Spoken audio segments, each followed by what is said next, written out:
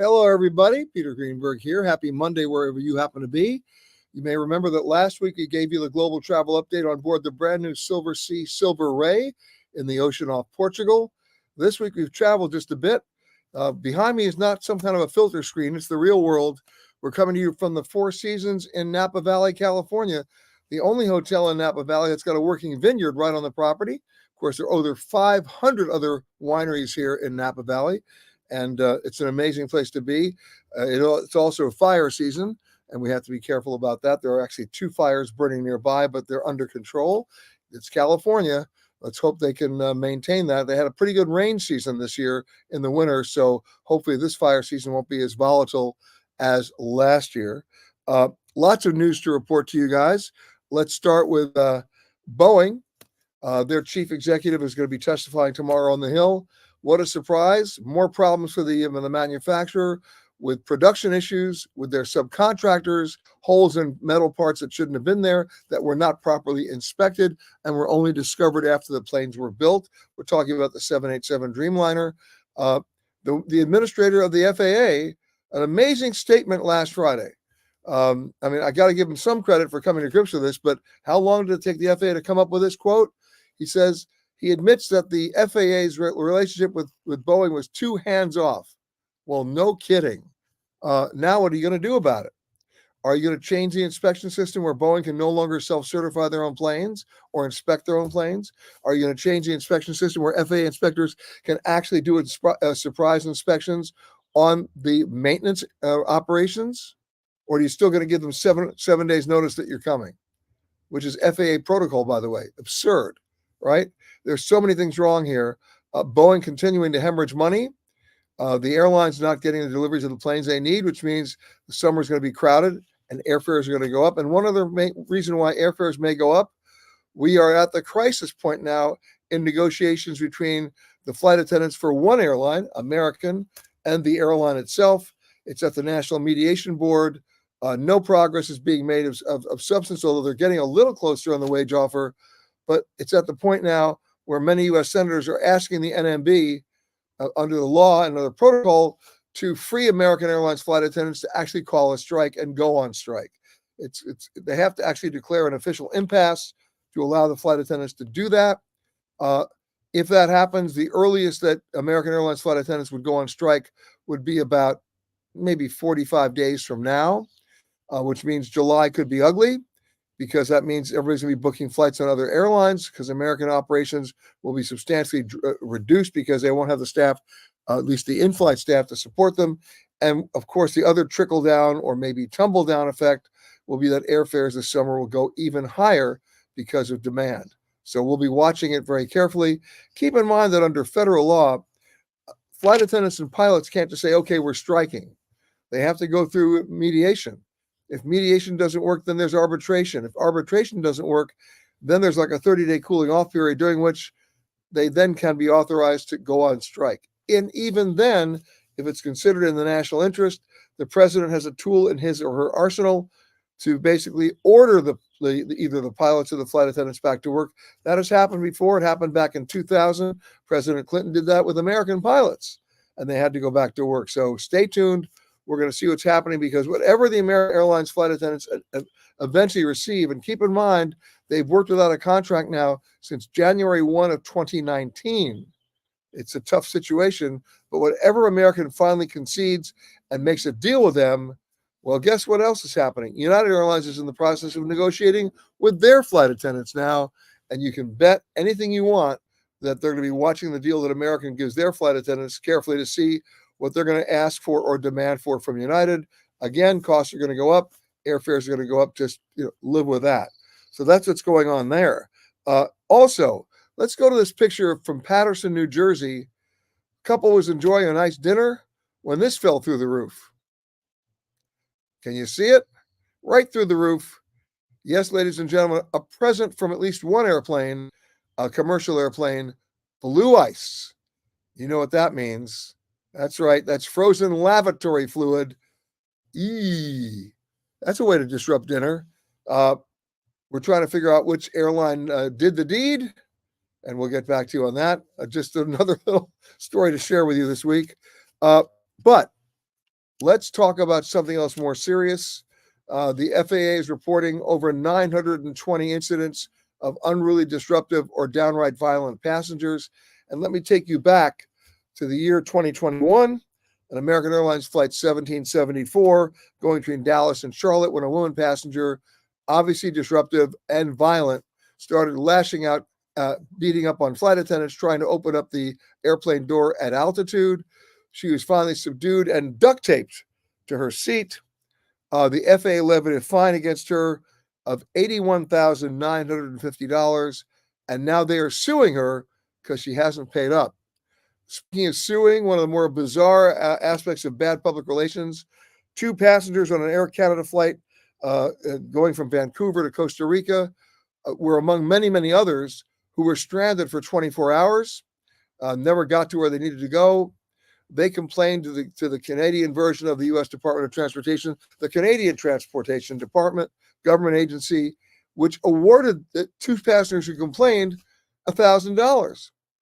You're never going to believe what's happened. Air Canada is now suing those passengers for the money. Really bad PR. We'll stay on top of that story. Oh, it's just getting worse and worse and worse. And of course, let's not forget Jetway Jesus and the Miracle Flights. The CEO of Frontier Airlines and many other executives are now finally speaking publicly about what I've been reporting on now for over 5 years, the abuse of wheelchair privileges by passengers who have no disability problem whatsoever. And they do it because under the current rules, if I ask for wheelchair assistance at an airline, they provide it. That means I get to basically check in first. I get to go through security first, and I get to board the plane first. And then an amazing thing happens when the plane lands. There are all these attendants with wheelchairs waiting for the passengers to hobble off the plane to sit in the chairs. They don't hobble off the plane. They run off the plane. It's a miracle flight. They can all walk. Actually, they can all run. And that's where the term Jetway Jesus comes in. Now, a number of airlines are asking the U.S. Department of Transportation to basically reformulate the rules and the access privileges for so-called people with a disability problem. It could get ugly because how do you prove it? Do you just limp? I mean, a lot of people are scamming. They're wheelchair cheaters. So we'll be watching that as well. And it's crazy. Hey, by the way, Travel Detective Season 9 is on the air, and Episode 7 premieres this week. Here's a preview. This week on The Travel Detective, I'm in Rwanda to tell you how this small African country is taking giant leaps when it comes to over-tourism. In fact, they've redefined responsible travel, and they're taking great moves to protect some of their most valuable resources. That's our cover story. Plus, fasten your seatbelt. We'll reveal the world's most turbulent airline routes. And then, ahoy, mateys. Join us for a journey as we take you through some of America's most unusual museums. I'm Peter Greenberg. All this and more on the next edition of The Travel Detective on PBS. Check your local listings. Speaking of unusual museums, I call your attention once again to the episode that aired last week that you can still access on PBS, Amazon, and also Apple TV. Plus, that's the museum that no one gets to go to, the one museum that is off limits to everybody. I was able to get a security clearance. I got my camera crew a security clearance. It took about 6 months. And that's the museum that no one can go to, but we got into it. We shot it. You get to see it. It's the museum that's inside the CIA. I hope you get a chance to watch that. It's pretty fascinating stuff. Okay, let's move on here and say hello to a couple of people. Jim and Harriet, always first up from Richmond. So we're getting ready to fly to Boston and then travel to Rhode Island for a wedding. Any points of interest besides Providence and Newport? Of course there are. I mean, look, we love Boston, but we especially love Rhode Island.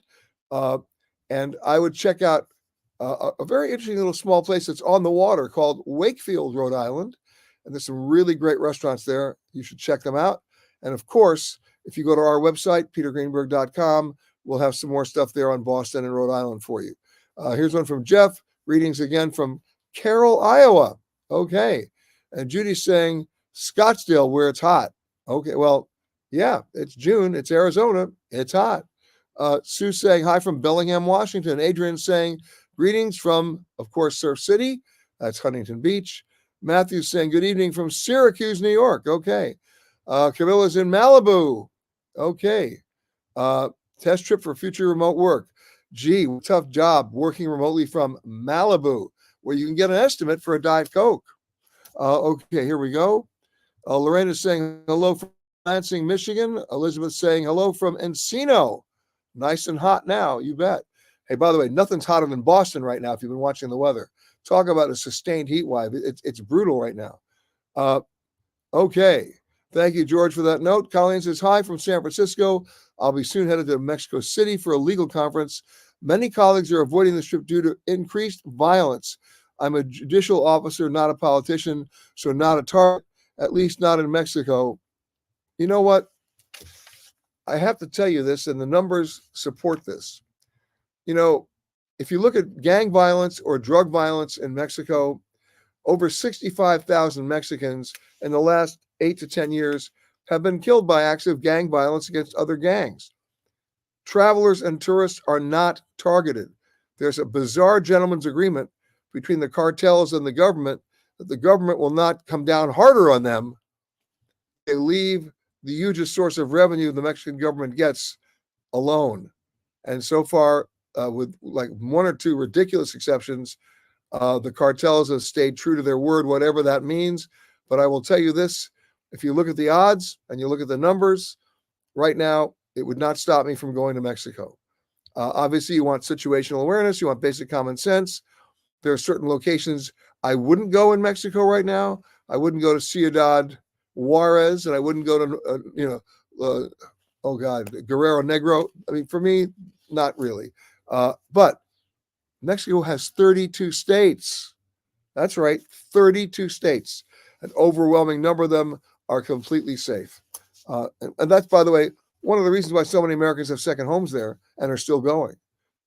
Judy's saying, I need advice from Newark to Porto for economy seats, need help.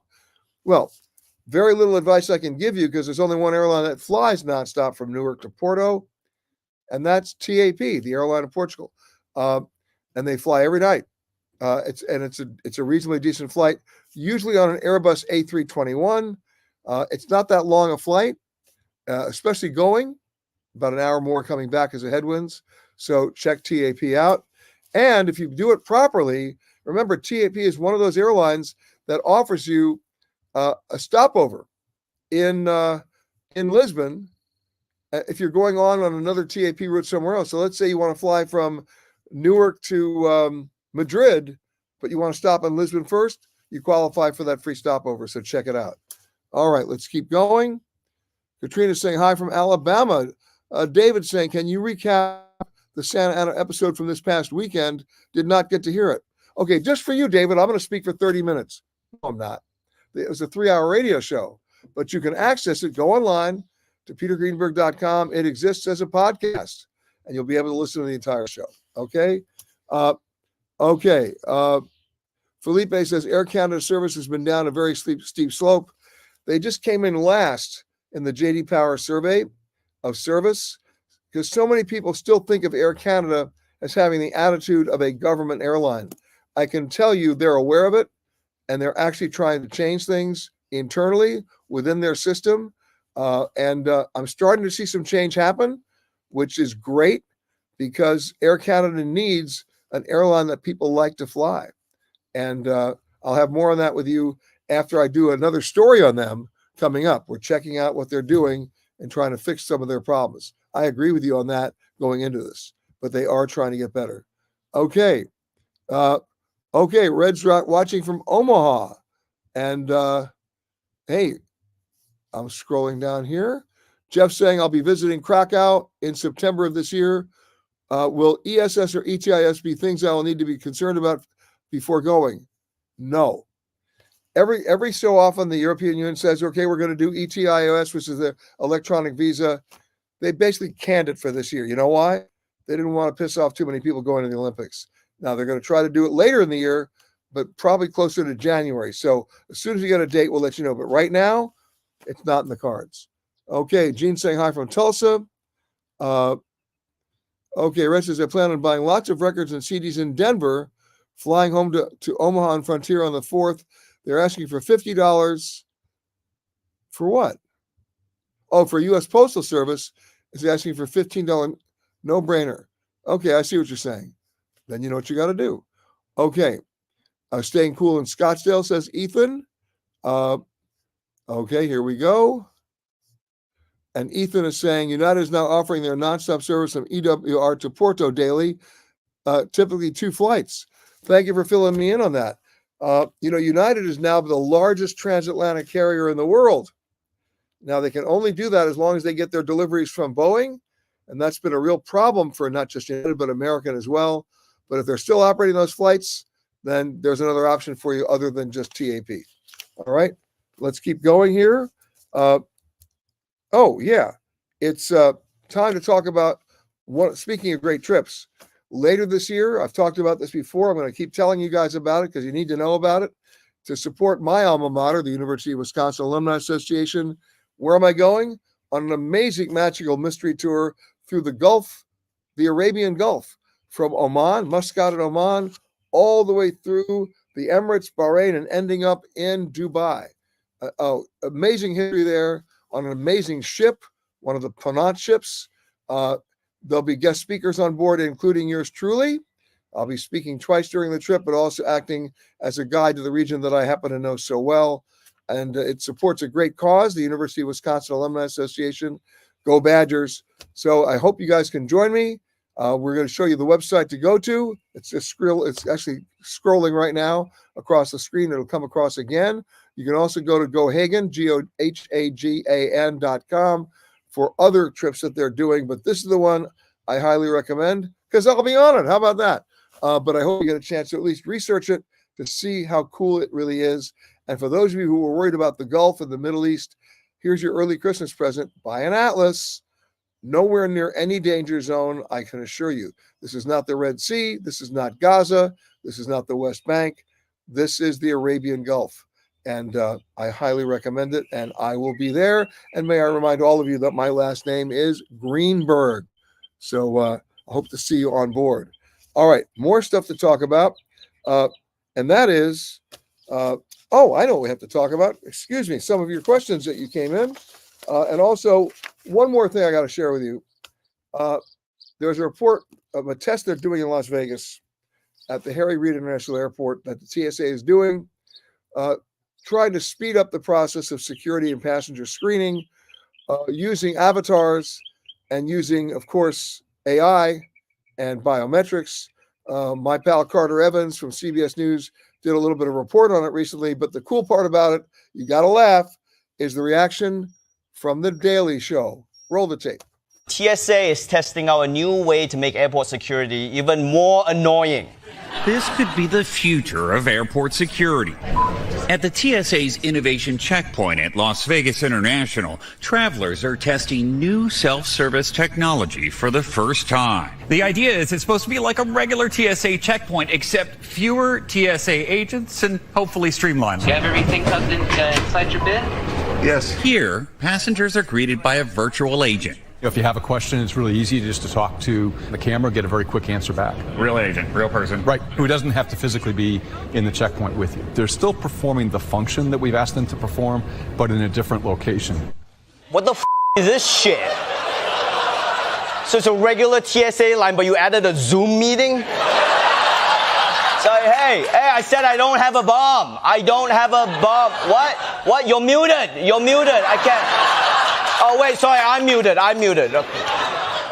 This isn't going to work, guys, okay? Because we all know what it's like to work remotely. TSA is going to be pretending to look for bombs, but they actually have porn open in another tab, right?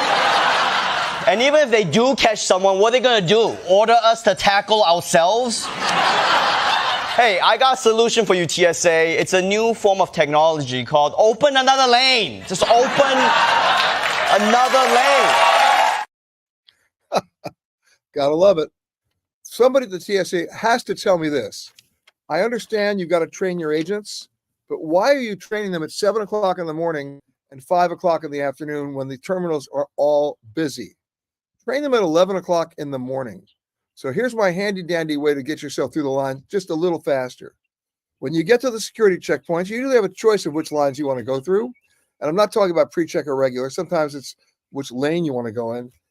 Pick the lane that has only one TSA agent monitoring the conveyor belt on their monitors. Why? Because if there are two agents monitoring it, that means they're training one of them, and every bag gets stopped for 3.5 minutes. Let's do the math. 50 people standing in line. Let's multiply that by 3 minutes. Bring a book. All right, that's my handy dandy way to do it until they open up another lane. Anyway, that was the Daily Show. We had a kick out of that. One more thing that's not maybe a kick, but a very piece of important of history happening in Philadelphia. Those of you who are students of shipping, and especially the early ocean liners, may remember the SS United States. Let's show that picture. The picture on top is when the SS United States was operating. It holds the record to this day of the fastest crossing across the Atlantic. It was speeding at such a pace that, in fact, when it was built, its exact speed was considered classified information by the military, because in the event of a war, it can be used as a troop transport. Of course, it basically went the way of most ocean liners, and it's been docked in Philadelphia, sitting there doing nothing but rusting for many, many years, as the historical societies have tried to raise enough money to turn it into either a floating hotel or a museum or both. There have been some companies, at one point, even Crystal Cruises announced they were going to completely redo the SS United States and bring it back as a working cruise ship, but the costs were astronomical due to the original construction of the ship, a lot of asbestos and everything else. So now they're just trying to figure out if they can just keep it at the dock. Well, the authorities in Philadelphia have now ruled that it's overstayed its welcome, and they've ordered it to move to a new location outside of Philadelphia by September. And of course, the nonprofit organization that's trying to save it doesn't have the money to do it. So they're asking for more help from the public and more donations and more support. We'd love to be able to save that ship. I hope you agree. The history alone dictates that.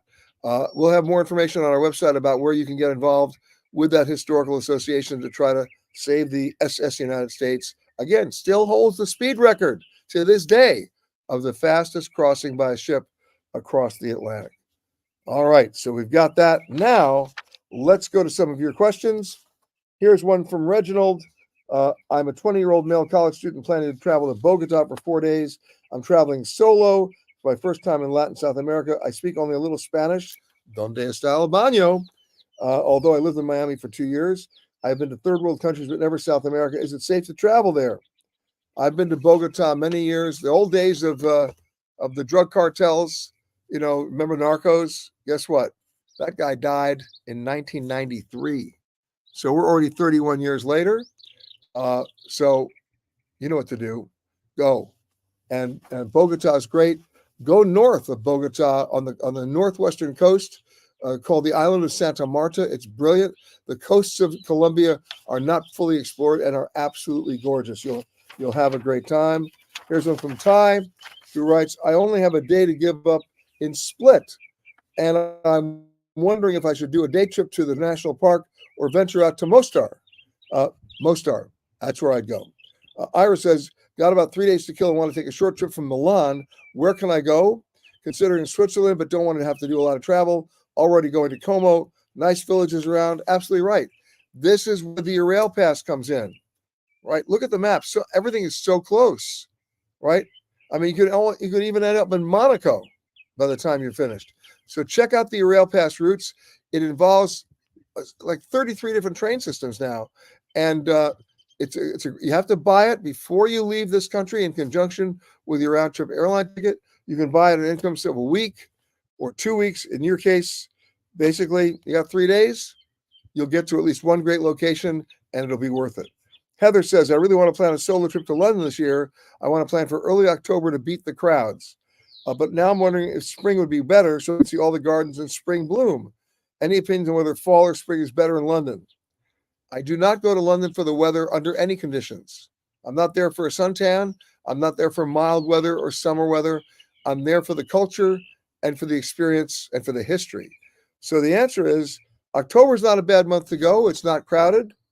March and April, May, also good. But after that, June, July, and August, I do not go. September, of course, is always the magic month for me in Europe and the Mediterranean. Again, stay away from the summer, but you had two choices there, October or the spring. As long as you go before June 15th, you can go. Okay. Mandy says, my husband and I are traveling to Italy this September, We'll have 2 days to spend in either Venice or Florence. We are already spending the rest of our trip in Rome and the Amalfi Coast, and would like to fit a third city in. We are debating between Venice and Florence. What do you suggest? Well, you just heard what I said to Heather. September is the magic month. You're in it. So either way you want to go, Venice or Florence, it's 50-50 because the crowds will not be extreme. The weather will be better. You won't have lines and you'll have better service. I can't, it's like asking me to pick my favorite kids. I don't have kids, but if I had to, I couldn't. And I can't answer that honestly, but you've picked the right month. Lauren says, I have a Southwest Airlines ticket this August. Do you think they will do preferred seating by then? They will not. Anything Southwest Airlines does as they reconfigure their planes and adding new seats, and they're trying to do an upsell maybe to more legroom in the first couple of rows of the plane, they will not be able to do that until the end of the year because they've got to install it in the entire fleet. And that takes a lot of time. So no, preferred seating is not coming at least this summer. Open seating will stay for the foreseeable short-term future. Okay. Eric says, have you been to Hillsburg? No one I know has been, can get a feel of it online. Actually, it's definitely worth the trip. And Hillsburg is very close to where I am right now, right here in Napa. I'm actually, Napa, Calistoga, St. Helena. It's all great. Hillsburg is great. And they've got an amazing bakery right in the middle of downtown. I get their emails now. I just can't get enough of the visuals. So check that out. Okay. Sarah has a great question. Do I have a lounge that I prefer at LAX? Yes. One that I don't have to stand in line for 2 hours for bad hummus just to get in. Look, Delta is now fixing their lounges in LA, which is good. They're expanding the square footage. United's Red Carpet Club I still call it the Red Carpet Club, is good at their terminal in Terminal 7. The Delta Club is probably the best of the three airlines at LAX, of the three major airlines. But then again, that we're sealing a battle of the credit cards with the American Express Centurion Lounge. Chase is coming up with their Sapphire Lounge, and even Capital One. But they're not at all terminals. So depending on which airline you're flying, double check that. All right, let's go to the photo of the week. Love this photo. Anybody want to guess where that is? All right. Well, first of all, we want to thank Vic Ostroff, who writes, I took this photo of the Perito Moreno Glacier, which is an hour away from the town of El Cheltan in Argentina. On an overcast day, the size and height of the face of the glacier is spectacular. If you take a look at the cloud cover there, you'll understand what that picture is saying. It was one of those travel moments that the clouds opened up and the sun lit up the face. I was lucky enough to capture it for the short time it was exposed. Nicely done, Vic. And for those of you who would like to be considered for the travel photo of the week, if you think you got one, then just email us to photocontest@petergreenberg.com. And if we agree with you, it goes right up next to Vic's. And I hope you will do it. But it's all about waiting for the light. You didn't get a chance to wait for the light. It just appeared for you. How cool is that? Okay, let's go down here. Ethan is staying cool in Scarsdale, New York. All right. Let's see who else is writing in here. Hello from Boston. I want to go to Brussels. This is from Estrella. I want to go to Brussels. SAS is a great price with a stop in Copenhagen. I'd like to spend a few days there. Possible? Yes.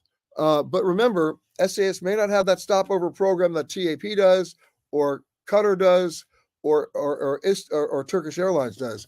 I'd have to check on SAS to see if they have the stopover. What you might do is take a look at the map, because the distance between Copenhagen and Brussels isn't great. You might want to just do the round trip to Copenhagen and then train it to Brussels. We'll check that out and we'll get back to you. Okay. Okay, Tayo is saying, thoughts on visiting Georgia, the country, in regards to safety, thinking of its proximity to Russia and all the conflict there. Georgia, to me, is safe right now. Not a problem. It is, look, if you take a look at the map, how many countries border on Russia? Lots. And right now, with the exception of maybe one of the stands, you'll be okay. All right. Okay, here's one from Adrian who says, if your airline delays your connecting flight by 5 hours and you request they pay you for the delay, will they cancel your next flight? And the answer is yes, they will. Because under airline contracts, if you don't complete all the legs in your flight, they all cancel. Remember the old days of the hidden city ticket? You know what? Don't try it. But remember, if you do that, you must tell them to protect you, so they understand why you're doing it, and maybe they'll do that. But if you do it on your own online, you run the risk of getting canceled on every other thing and not getting any other money back. Remember that. Whenever you have a problem like this, anybody who goes online does so at their own risk. You need to have a conversation with a human being. Okay? Patty says Hawaiian beach thieves. Yeah, Hawaiian beach thieves. Last month, 160 reported cases of theft of valuable items on the beaches in Honolulu in 1 month. Why? Because people were stupidly bringing all their valuables to the beach, letting them on the chairs, going in the water, and it was grab and run time. And what the Honolulu police are suggesting now, which makes common sense, but it's a sad commentary, is that if you're going to the beach in Honolulu, and think about this for the folks in California or in Florida or on all the other coastal cities which have beaches, this problem is not just contained in Honolulu, but the Honolulu police are suggesting that people go, if they're going to bring their valuables to the beach, bring them in a watertight, waterproof bag that you can wear around your wrist, and then take that in the water with you. Which, by the way, means please don't bring all your stuff to the beach to begin with. Okay, but that's what's going on. Okay, here we go. Diane's asking, advice to get to Quebec City from New York City. Seems only United goes nonstop, but it's expensive. Other airlines have stopovers in Montreal that turn it into a 4 to 5 hour trip. I'm going to make a piece of advice here that I think is nuts, but I've done it, and it actually works. There's a train that goes from New York to Montreal. It's called Amtrak. It's about a 10-hour trip, but if you do it right, you're relaxing all the way up there. It's a whole lot cheaper than flying. And once you get to Montreal, you use Montreal as a hub to then take the Canadian rail system to Quebec City, which is not far at all. All right. Here it is. I'm looking here. I'm going to scroll back up. Okay, a couple of other things before we run off. Our radio show, Eye on Travel, comes this weekend from Rochester, New York. Some very cool things up in Rochester that nobody knows about, including one of the oldest original wooden roller coasters in America, the Jackrabbit. And we'll talk about that as well. But some really cool things up in Rochester. Shows coming from there this Saturday. You can catch it from 10:05 a.m. to 1 p.m. Eastern time. We also stream it live. And if you can't find it there, just listen on your local stations, of which there are many all around the United States. So I hope you catch it then. We'll be reporting when we do the global travel update next week about the hearings tomorrow on Capitol Hill with Boeing, because that story is not going anywhere. And then, of course, from the I Am Really Feeling Old department, the 30th anniversary of the OJ chase on the freeway. Can you believe it? 30 years ago today. Amazing. There are many stories I would like to share with you about that. That'll have to wait for my book, but we'll forget about that for the moment. In the meantime, I send greetings again from the Four Seasons Hotel here in Napa Valley with the vineyard behind me. I wish you all a great rest of the week. And next week, we're going to come from a truly remote location, nowhere near where I am now. I promise you. Let's just hope for a good signal. Have a great rest of the week, everybody, and I'll see you next week.